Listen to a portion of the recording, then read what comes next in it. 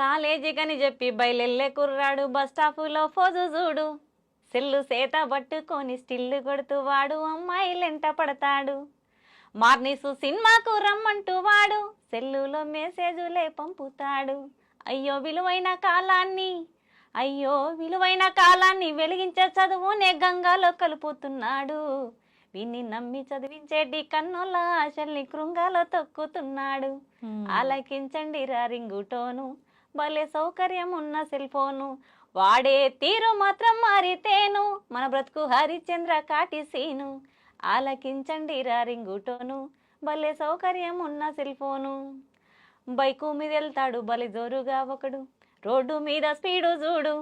దారి మధ్యలో నా సెల్ ఫోను కాలొస్తే మెల్లిరిగా సెల్లు పెడతాడు.